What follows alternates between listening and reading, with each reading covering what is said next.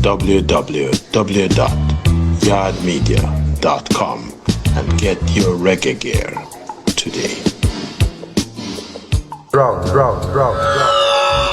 were trying to imitate the R&B sound of North America. And we did it. Some say that we never did a good job, but I don't believe that. It is because of our background and our cultural orientation. We interpreted the music in a different way. So we played it a different way.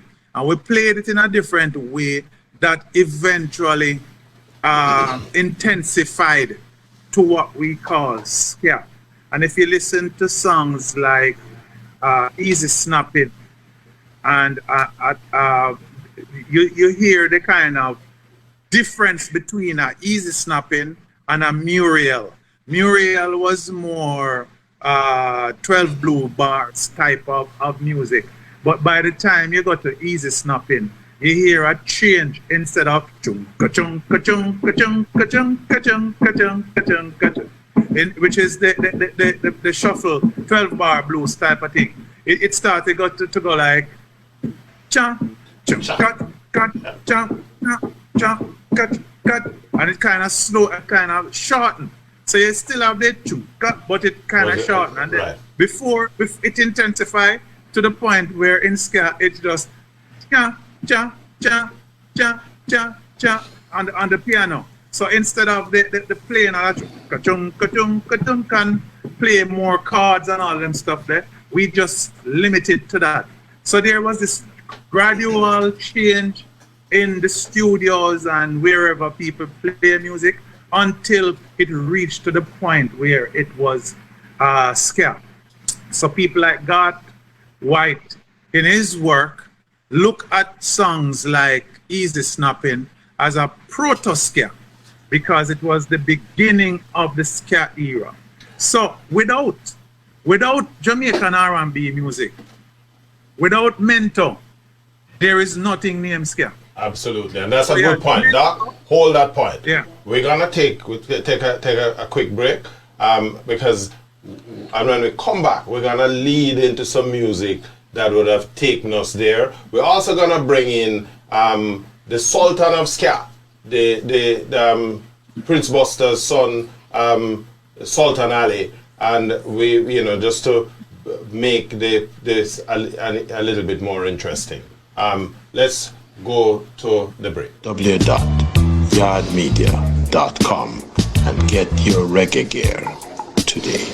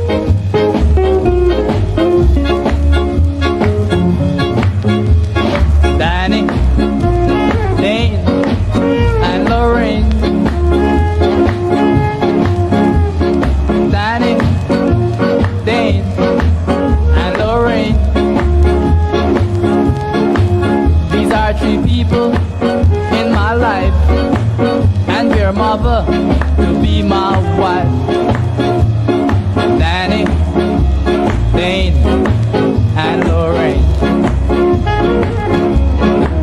I hope someday, their lucky day, things will come their way.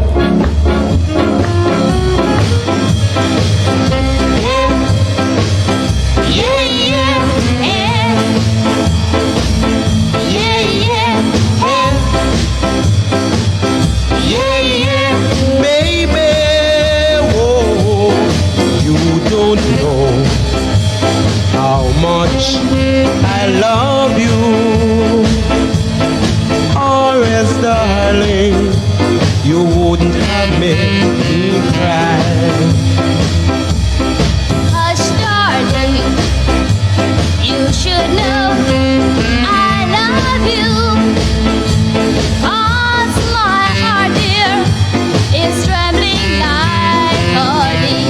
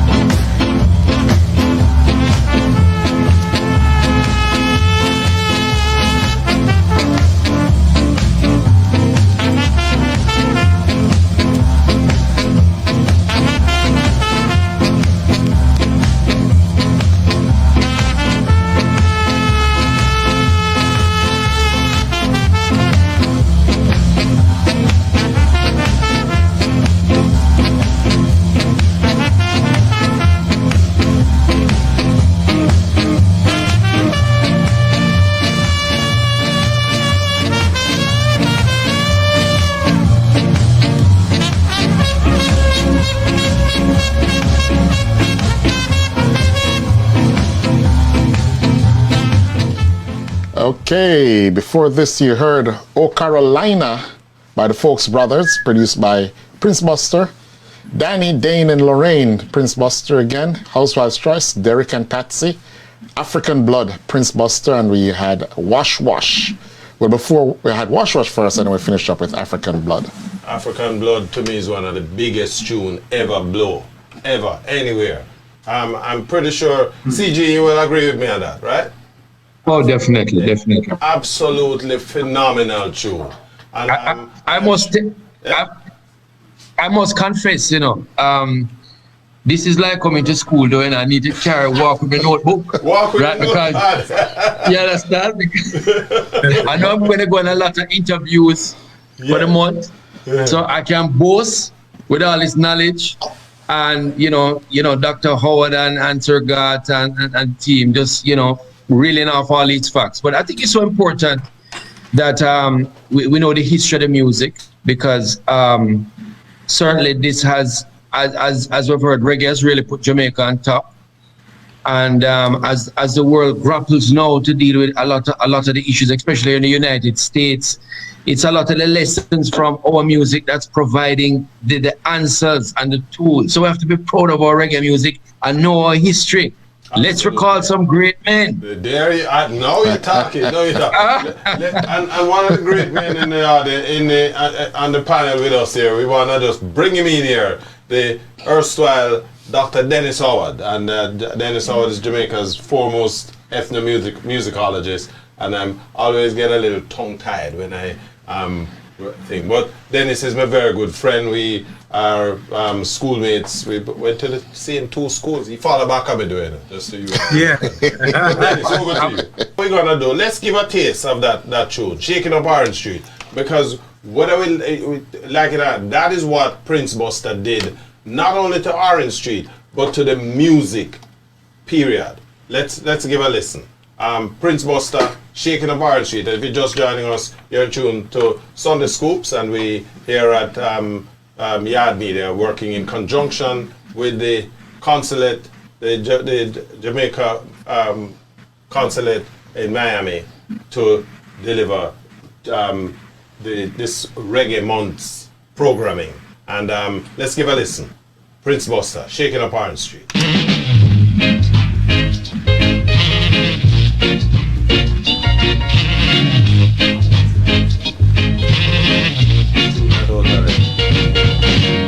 Don't be scared, stop acting weird.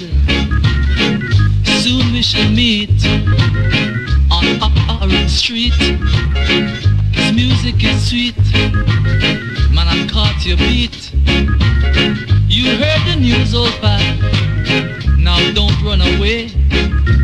Oh, sweet pea, rocking down Orange Street. Oh, sweet pea, shaking up Orange Street. Oh, sweet pea, I'm coming in peace with my face to be east. Don't get upset, you live to regret. You must show me respect, and don't you forget, like a fish in the sea, you're caught. It's a scorcher, don't you torture. Dr. Walter Rodney.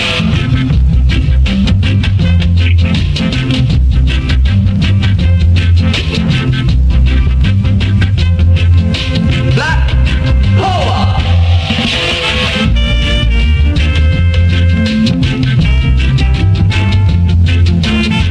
Reggae child. Al Capone, guns don't argue.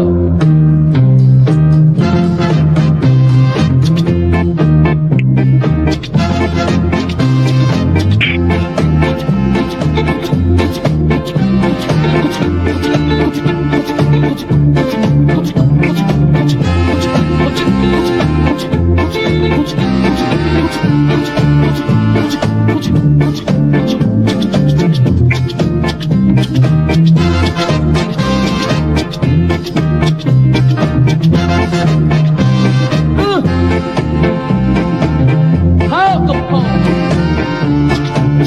Fading out.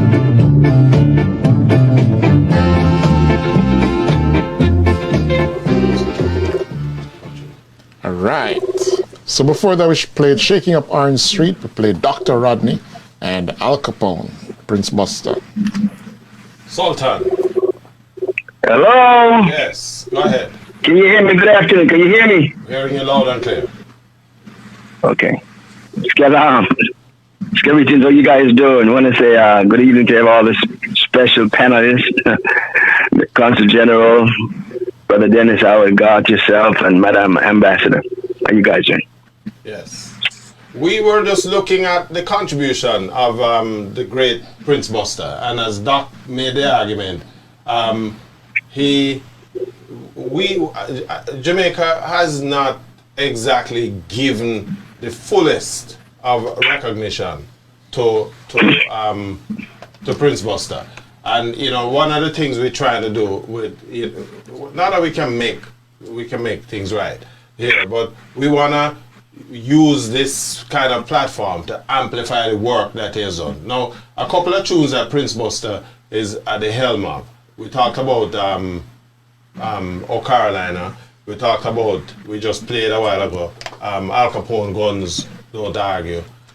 We played Shaking Up Orange Street, and it is within that context how Prince Buster shook up Orange Street. Your comment. Let me say this.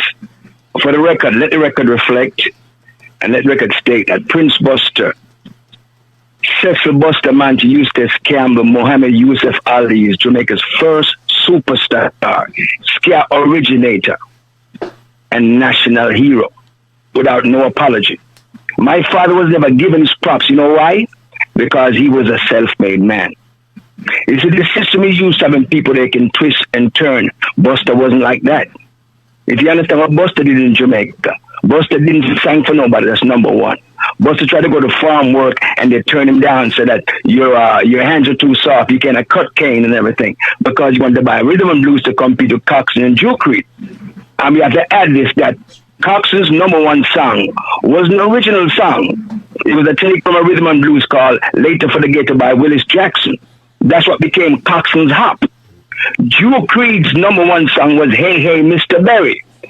Prince Buster's number one song that turned Jamaica upside down was called They Got to Come Bad-Minded People. And a result of that song, with the great Lester Sterling playing the staccato notes from his alto, because I consider Lester Sterling to be the Jamaica Charlie Parker and everything, turned the whole thing upside down. And that's why when Pat Kelly, who was a good singer in terms of the American style and phrase and everything, went to audition for Mr. Cox and that and everything, and they turned him down. Why? Because he was too sweet, too polished, too Americanized. And Cotton said, no, you can sing, but we can't use you because we're trying to find a song to counteract. They Got to Come. They Got to Come was the standard that turned everything around. A national Jamaican styling, vocalizing everything, not Americanizing, bringing Jamaican music to the forefront. So you're talking about Jamaican music. They cannot, Jamaican music without mentioning Prince Buster. And I've seen plethora of videos and interviews, and they try to make Jamaican music as omitting the contribution of one Prince Buster. That ain't gonna work. What we're gonna give the listeners a little taste of They Got to Come, Sultan, so that just to bring people into the perspective of where it is. We're gonna run that on our turntable. Give a listen. But Richie, what he was really saying, he was telling Coxon and Drew Creed that your days of copying rhythm and blues has come to an end. Absolutely. I'm going to show you the way. I know. They got to come. They got to come. This Buster, they call it. Listen, anybody know my father? They call him Boothe. Anybody from the old school, Boothe. Yes. And that was that's where they that's the way they describe art. That's where they describe the music. And that descriptive word, so-called adjective, became a noun. He said they said it in a derogative sense, but the music took on a personality was Prince Buster, and Prince Buster now become Boothe. A Buster Boothe would put Jamaica on the map, and there is some corrections to be made as well.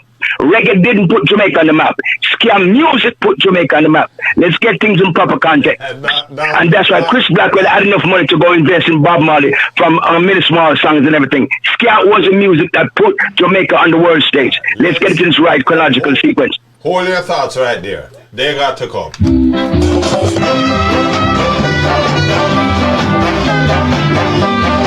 Don't believe them people.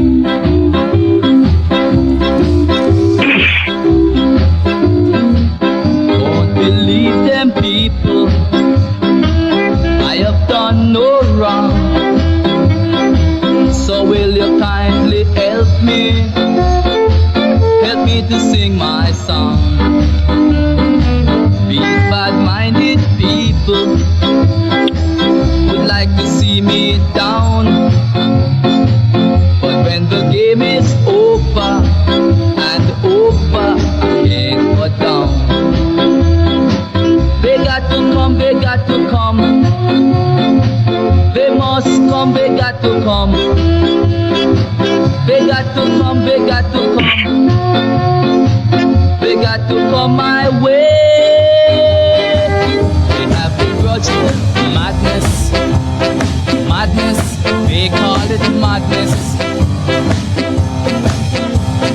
Madness, madness, they call it madness. It's plain to see, that is what they mean to me.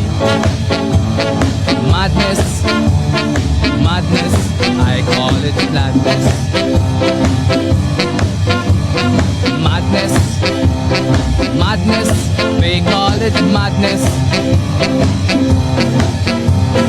Madness, madness, they call it madness.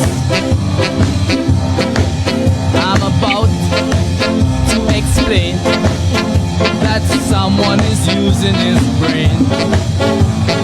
Madness, madness, they call it madness. At www.yardmedia.com and get your reggae gear today. Drop.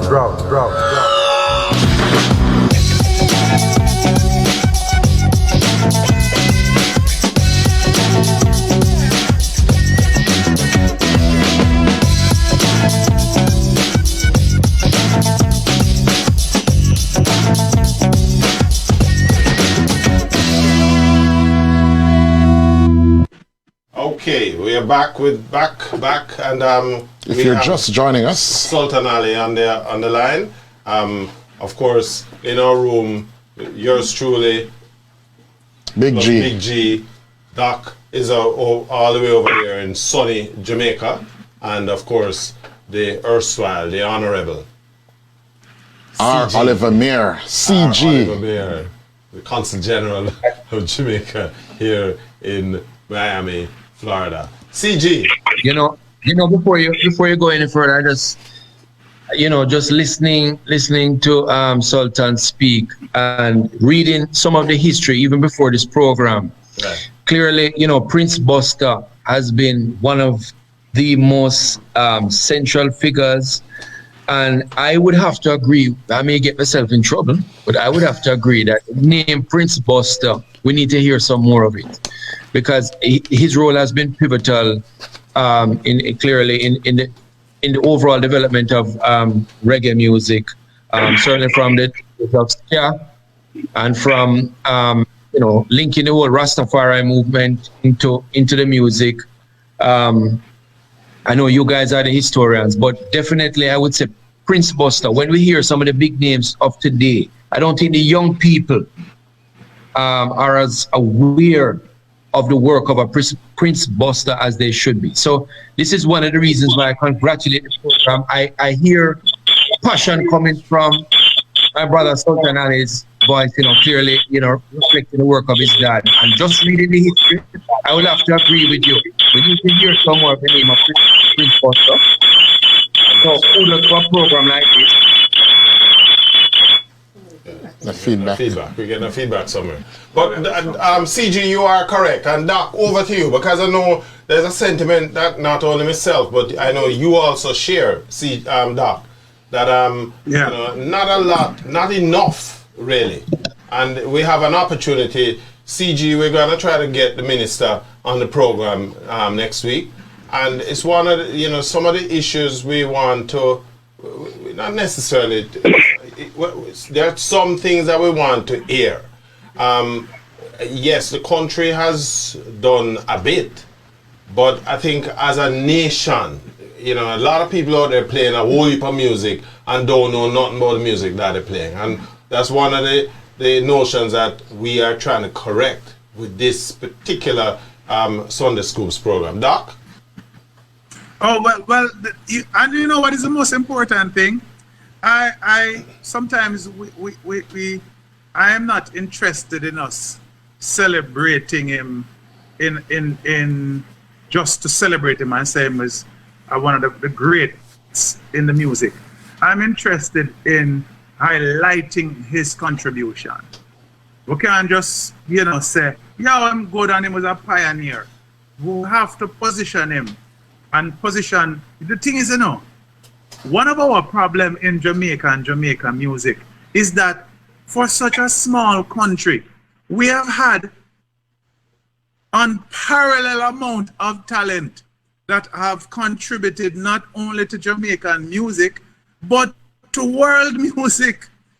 Prince Buster is a god in Europe, and England, Prince Buster was one of the first superstars in England for Jamaican music. You understand? And sometimes Mr. Howard.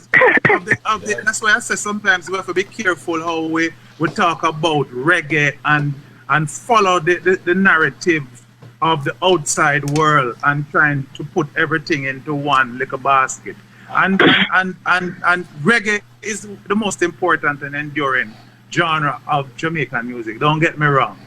But what happens a lot of times is that we focus on the Marleys and we must focus on them. Or focus on the Wailers. We still don't realize that it's not only Marley we have. Toots, Burning Spear, Culture, Prince Buster, Lee Scratch, all of them people that who are amazing in terms of their contribution. King Tubbies, all of them. So we need to start understanding that we Mr. Blackford. Am I on the air? Let's get Sultan back on the line. Yes, Sultan. I will bring. Listen. Yes. Listen, after being born at the Victoria Jubilee back in the 59, okay? I grew up at 28 Rose Lane. For the record. Yeah. The heart of Western Kingston. It's from Western Rose Lane to South Lane, Scott Lane, Dongle, my mother family, Mr. Bluesy, all them people, Aunt Lynette, Tiny, you name them. We come from the heart of Western Kingston. And if Mr. Dennis Howard father is Jimmy Solar, am I correct in saying that? Jimmy Solar, yes, man. Yeah. Oh, well, okay. We can talk about Jazzot and Roseland. Well, my cousin, Choco is up here to set the Jazzot. Roy Francis from Mixon Lab, my mother cousin Pauline, Marty and Connie, those are my cousins and everything. Buster bringing music to Western Kingston. Listen. I am from Rose Lane. As a matter, I show you. So listen this now. All those people in Western Kingston, when Buster got his amp was a triple decker amp, bigger than Cox and bigger than Duke. He went to South Lane and played for free for the people, because my father said I'm from the donkey people. The beautiful thing about Prince Buster is, even though he became this megastar and everything, he had the soft touch for the common people, because he said, I am from the donkey people. He has never forgotten his roots. My father went into Islam for 30-something years and lost millions of dollars fighting for black people. Like I said, Buster is always bucking the so-called norm, and that's why Rastamans were able to come to the studio and make Okada, because even Count Ozzy was taken aback. And I'm saying this about Mr. Sam Cooke. All singers, black singers in particular, even white singers who came after Sam Cooke, Sam Cooke are dead. Now I'm going to go out on a limb again. All them singers who came after Prince Buster, all Prince Buster are dead. Because before Prince Buster, there was nothing. There was no man in Western Kingston, because Coxon came from, I think was Port Antonio. No, Coxon came from St. Thomas. Duke came from Punta. Buster was born right there, 145 and a half Orange Street, and he changed the whole thing. He is a template for all them youngsters. Come off the corner, stop hiding, go into business. It's much more than music. Became friend with Muhammad Ali, brought Marley to Jamaica when everybody was talking about Prince Buster, kissing his butt, trying to get a photo up with the Cassius Clay thing. This thing is bigger than what you think it is. My legacy, Prince Buster's story, is the story of Jamaica. When Bob came to Kingston, Toots, Jimmy Cliff, all them saw Prince Buster in his heyday. His own sound system, own recording. Nobody produced Prince Buster but Prince Buster. You'll never hear Prince Buster voice and any other record label. He was a standard. Sultan. He is a standard. Sultan, here's what we're gonna do. Because I share that sentiment. And No, you. Listen, you. I don't need to say that. This is a proven fact. Because we somebody record when Bob, their beats and street for a jukebox, belly full by the box, that's what I'm saying. So they come to the Bob Marley and all them. I know these things. I was there. But there's no sentiment in it. This is a proven fact. On a time constraint. So here what we're gonna do. We are going to dedicate a program to address the whole Buster issue. We wanna have you one-on-one where we think. Well, what we're gonna do. Nice. Thank you. But let me say this. Let me say this real quick. The reason why, again, they gave Buster a hard time, because Buster wasn't a kiss ass man. You got to understand it. Buster was the first Jamaican musician to challenge the Shear administration. You got to understand his legacy and use Frank Phipps and sign that case at Halfway Tree. I was there. Charlie, all these people know about it. Challenged the status quo and won the case. Not only that, Prince Buster did a song called Rising that they gave to the other day come. It's a long story, man. Long story. We're gonna leave it there. You and I are gonna pick that up, and we're gonna set up another program where we can amplify that some more.